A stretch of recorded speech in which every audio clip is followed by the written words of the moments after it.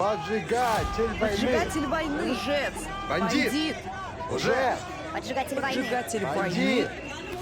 Such an attitude towards the Chancellor of all Germany, the defender of the European Union and the father of the Leopards, fully reflects the crisis of the Western political establishment. Charles de Gaulle, Churchill, Reagan, Thatcher, personalities of great proportions have remained in the distant past. Today, we have to deal with the very mediocre politicians more and more often.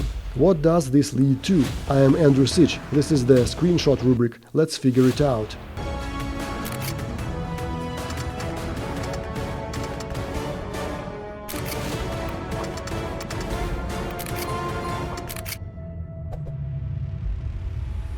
Today, we are increasingly witnessing a situation where Western propaganda is simply forced to invite the authorities of the past that seemed to be long forgotten. Poor fellow Kissinger is not allowed to sit quietly by a pond with a wooden stick.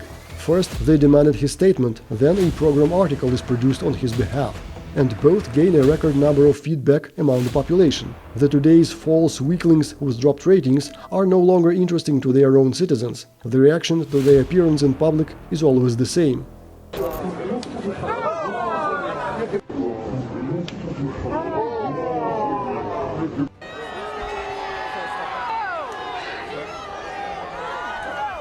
At such moments, you understand what the shortage of eggs in the stores is connected with. Western politicians definitely have something to think about before root crops start flying in their direction. Being able to perform exclusively representative functions, they have long turned a blind eye to national interests. Meanwhile, the imposed sanctions ping-pong has already knocked most of the reserves out of the pockets of the townsfolk. Today, it is almost impossible to believe it, but it was not always so. In 1982, something unthinkable by today's standards happened.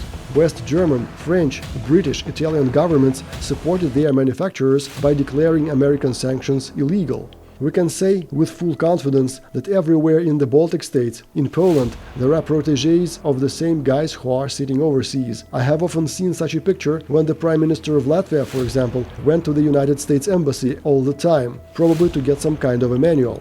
And since for the most part even the opposition does not have any voice, and to be honest, these people are doing business, they are interested in money.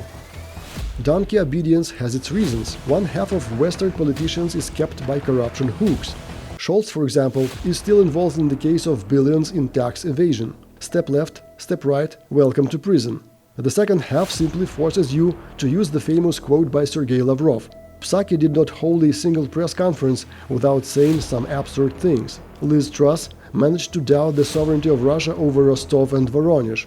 Borrell cannot distinguish between Belgrade and Belgorod. The reason for the crisis of the political elite is the decline in the culture of the West as a whole, and if there is a decrease in the level of culture of society, then its individual groups are unlikely to be able to maintain their high level of education and intellectual development, professionalism. This problem befell even the elites. Unfortunately, we have to state that the world got into the hands of outright idiots. Unqualified and irresponsible Western presidents, ministers and politicians have completely destroyed the geostrategic balance. I am Andrey Sych on the reasons of the new cycle of the Cold War and the threat of nuclear conflict.